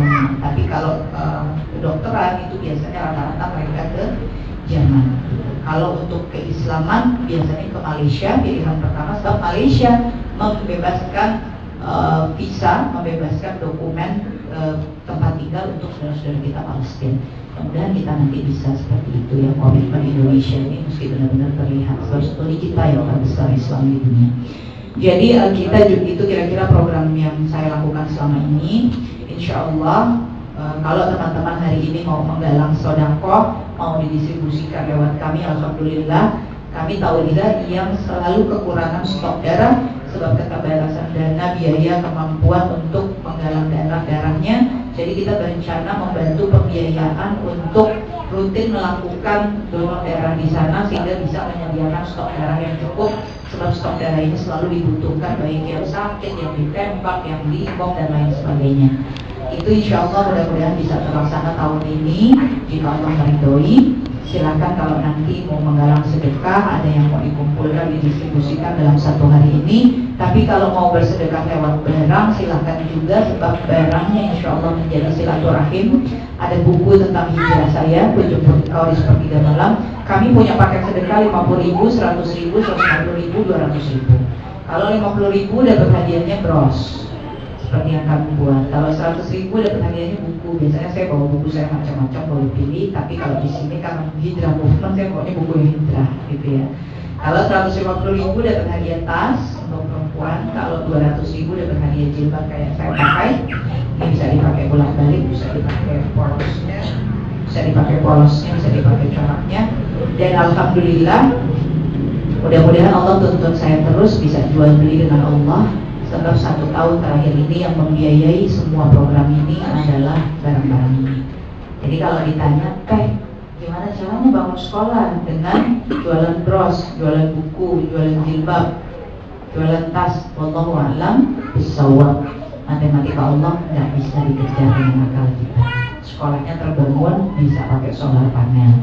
Bantuan persalinan sudah hampir 1.000 ibu dan bayi. Kursi roda bisa didistribusikan terus-menerus. Kurban bisa ikut kurban. Insya Allah musim dingin bisa ikut bantu. Sekarang sedang prepare untuk 2 program sebetulnya, bank darah dan juga pendampingan janda syahid. Jadi para syahid yang meninggal, yang wafat karena ditembak dan lain sebagainya, janda dan anak-anaknya ini yang kita sedang pikirkan untuk bisa melakukan program pendampingan, membantu ekonomi mereka kembali. Ini mikirin jalur Gaza, kok nggak mikir Indonesia? Saya mikir kalau Indonesia yang paling utama bebaskan buta aksara Al-Quran. Sebab 2013 datanya 53% umat Islam Indonesia tidak bisa baca Quran. Data 2014 naik jadi 60%. Data 2015 saya belum baca, tapi saya dengar-dengar kabar dari para penggiat kemanusiaan dan dakwah naik 67%. Jadi kalau Indonesia fokusnya bebaskan buta aksara Al-Quran, dekatkan umat kepada Al-Quran, jadikan Al-Quran pegangan, maka dalam majelis saya selalu membukanya dengan itu. Karena saya berusaha pegang data angkanya dan ternyata nggak bisa baca Quran ini bukan turun ini, naik terus, padahal mesin dakwah bergerak. Jadi tadi saya ingatkan dakwahnya jalan, tapi hasil dari dakwahnya ini yang mesti kita tafakur. Jadi dakwahnya boleh gini terus jalan, tapi kita para pelaku dakwah juga bergerak mengikatkan diri pada Al-Quran. Lalu kita ajarkan teman-teman, kita ajar sehingga angka buta aksara Quran di Indonesia bisa turun terus, sehingga nanti generasi muda penerus ini kembali lagi menjadi generasi muda yang berkarakter Qurani. Kita harapkan seperti itu. Jadi kalau Indonesia saya memang fokusnya pada hal tersebut, bebas buta aksara Al-Quran. Itu dengan Amizi Muslimah dan aku mengaji untuk dunia Islam.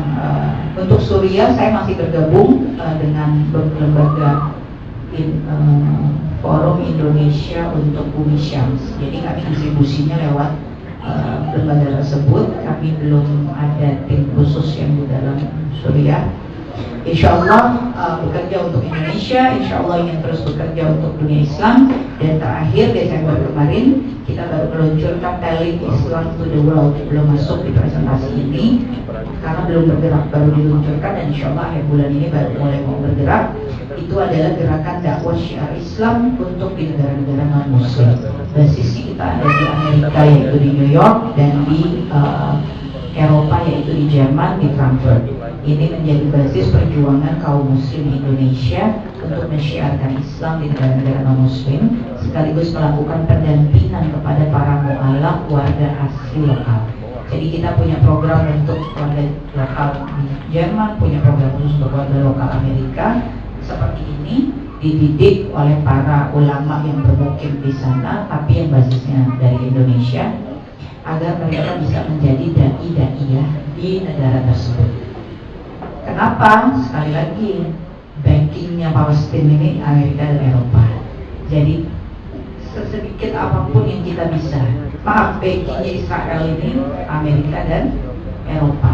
Jadi bagian dari perjuangan. Ya ampun, berjuang kayak begitu kapan hasilnya? Wallahu a'lam bishawab. Tapi berjuang. Nabi juga pertama kali terima wahyu nggak tahu hari ini umatnya 1,8 miliar. Ya, semuanya ketentuan ada pada Allah. Jadi nggak apa-apa berjuang lewat kemanusiaannya, bantu terus, doanya jangan putus. Lalu syiarkan Islam di negara-negara yang justru menjadi basis perlawanan utama kepada dunia Islam. Ya, kita syiar di sana, insya Allah Islam rahmatan lil alamin. Maka kalau konsep berpikirnya sudah ini, jangan lagi ada kenapa sih bantu yang jauh-jauh, yang dekat aja banyak. Yang dekat harus dibantuin. Kalau gerakannya sudah begini, maka artinya sudah wajib hukumnya ngurus orang tua dengan baik. Sudah wajib hukumnya perhatikan orang tua dengan baik. Suami udah wajib hukumnya muliakan istri. Istri udah wajib hukumnya patuh pada suami. Kanan kiri tetangga, hubungan baik dijaga. Ini udah jadi keharusan sebab kita mau melakukan perjuangan yang terus lebih besar. Maka yang disuruh Nabi yang dekat, kanan kiri, keluarga, orang tua, keluarga, kait kerabat, itu mah hukumnya udah gak mesti ditanya. Masa yang dekat-dekat kita gak urus? Ya, inilah Islam. Maka Islam telah belasan abad memimpin peradaban, karena urusannya kanan kiri diurus, sampai yang manapun diurus. Islam satu buku. Nah, ini yang kita ingin kembalikan dalam perjuangan Islam berikutnya. Mungkin itu yang saya bisa sampaikan dalam kesempatan ini. Saya juga sudah mesti pamit. Minta maaf waktunya terbatas. Memang sudah berencana pukul 10.30 saya harus selesai, sebab pukul 12 sudah harus mengisi lagi di Rabani di Pati Ukur. Kalau mau ada yang ditanyakan, tapi waktunya cuma 10 menit ya. Iya. Silakan. Maka kalau ada yang mau ditanyakan dulu ke TPG sebelum berangkat lagi ada ya ke Rabani di Pati Ukur, karena ada acara juga di sana launching komunitas kalau nggak salah ya. Iya, bersama Rabani kita sedang menggerakkan hijrah juga. Jadi Rabani menginisiasi hijrah community, mengambil inspirasi dari hijrahnya saya, lalu menggelorakan inspirasi hijrah ini setiap bulan rutin keliling ke berbagai wilayah yang di sana ada toko besarnya Rabani. Ya. Jadi tempat itu dipakai untuk meluncurkan gerakan tersebut. Sekaligus sama, saya mah kalau kemana-mana gak langsung jadi Rabani berkomitmen kepada saya memberikan 1.000 potong produknya yang setiap waktu saya bisa pakai untuk menggalang sedekah. Luar biasa. Sedekahnya untuk apa? Untuk ini semuanya ya. Untuk ini semua. Silakan, ada yang mau ditanyakan? Sekarang dari Iman atau dari Ahmad, ibu-ibu, bapak-bapak, adik-adikku? Kalau belum ada yang ditanyakan, insya Allah mudah-mudahan Allah pertemukan kita lagi. Minta maaf ya. Ya, selamat. Terakhir silahkan, di depan ada barang-barangnya. Jangan takut bersedekah. Kalau misalnya sekarang belum ada dananya tapi hatinya niat, maka pancarkan niatnya, jangan stop, jangan berhenti, galak. Nanti dapatnya berapa? Terserah Allah, dapat 200.000. Oh teh mau ikutan 200.000, nanti saya kirimkan hadiahnya. Oh nggak mau teh, kita nggak mau hadiah, kita mau sedekah aja. Oh boleh, nggak apa-apa ya. Silahkan, tapi sedekah ini yang butuh ini kita. So ganjarannya 700 kali lipat ya. Kalau mikir ganjaran, ini mikir ganjaran ini kan sebetulnya kita mengumpulkan catatan yang pada akhirnya di ujung catatan itu kita butuh untuk ketemu Allah. Jadi bukan soal ganjarannya, ya kan 700 kali lipat, aku mah mau pahala. Pahalanya bukan kita kepingin pahalanya, kita kepingin pahala ini jadi kumpulan yang memberatkan timbangan kita, karena niat kita, tujuan kita, keinginan kita inna lillahi wa inna ilaihi rajiun, ingin baliknya ke Allah. Maka kita yang butuh, kita butuh sedekah, kita butuh zakat, kita butuh sholat, kita butuh infak. Kalau dibuka pintunya di hadapan kita sama Allah, jangan mundur, masuk ke dalam.